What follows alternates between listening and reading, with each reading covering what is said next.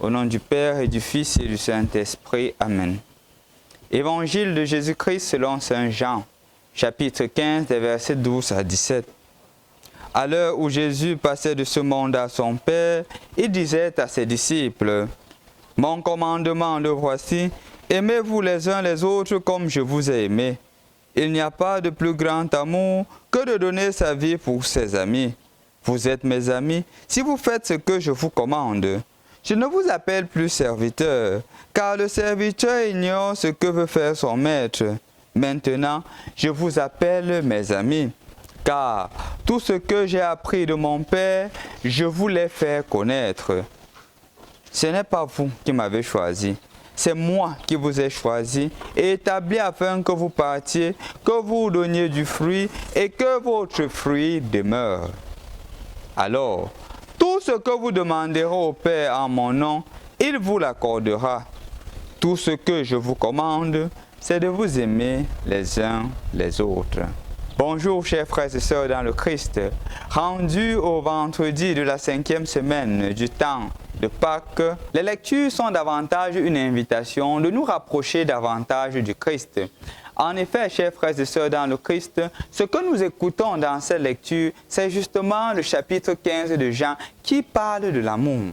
Et ici, justement, le Seigneur dit, « Je vous demande une chose, de vous aimer les uns les autres, comme moi je vous ai aimé. » Comme pour nous faire comprendre que le critère de l'amour n'est plus basé sur moi, le critère de l'amour est basé sur le Christ. Et comme le Christ m'a aimé, moi aussi, je dois aimer l'autre. Je ne voudrais pas m'appesantir sur tout le discours de l'amour parce que c'est un discours très large. Mais je voudrais nous inviter à méditer sur un aspect qui matérialise l'amour. Cet aspect-là, c'est justement celui de la parole. Est-ce que ce qui sort de ma bouche est une chose sanctificatrice? Est-ce que quand je m'adresse aux autres, est-ce que quand je communique avec les autres, tout ce que je dis sont en vue d'aider les autres ou c'est en vue de détruire? Quand Jésus dit « Aimez-vous les uns les autres comme moi je vous ai aimé », il m'invite à manifester l'amour dans ma manière de parler à l'autre, dans ma manière de faire des corrections, dans ma manière de regarder les autres, dans ma manière de respecter les autres. Est-ce que quand je suis en position de supériorité par rapport aux autres, je me comporte comme quelqu'un qui justement respecte l'autre comme mon alter ego, ou je considère la personne comme un esclave? Des choses assez simples, mais qui disent beaucoup. Lorsque, par exemple, je m'adresse à quelqu'un, est-ce que je mets d'abord l'amour en premier, ou je mets mon autorité, ou je mets mon pouvoir, ou je mets mon orgueil?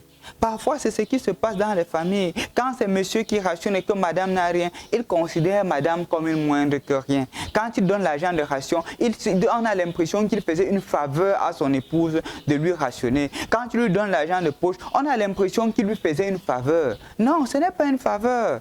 C'est une manifestation de l'amour que tu ressens pour ton conjoint ou pour ta conjointe. De la même manière avec les enfants, quand je donne de l'argent de baigner aux enfants, quand je donne quelque chose aux enfants, ce n'est pas une faveur. C'est une manifestation de l'amour que je porte pour la personne. Même quand j'aide un pauvre, ce n'est pas une faveur.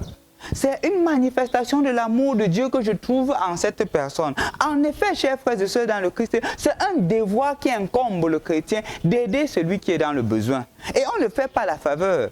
Un monsieur disait tantôt que, justement, celui qui en a plus, le Seigneur lui donne le devoir d'aider celui qui n'a pas. Et justement, ce n'est pas une faveur qu'il accomplit à cette personne, c'est une ouverture ou du moins une clé qu'il ouvre pour le ciel. En effet, c'est ça, chers frères et sœurs dans le Christ.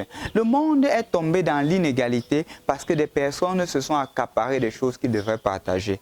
Mais ça ne devrait pas être l'apanage du chrétien. Le chrétien qui a l'image et la ressemblance de Dieu doit aimer l'autre comme lui-même, en donnant un salaire dû, en donnant un salaire humanisant à l'autre, en respectant la personne dans sa dignité, même s'il est moins que moi. C'est en cela qu'on est à l'image et à la ressemblance de Dieu. Aimez-vous les uns les autres comme moi je vous ai aimé. Que tu sois un disciple de l'amour de Dieu à travers ta manière de te relationner aujourd'hui. Que nous soyons les disciples du Christ à travers notre manière de nous relationner les uns envers les autres. Au nom du Père et du Fils et du Saint-Esprit. Amen.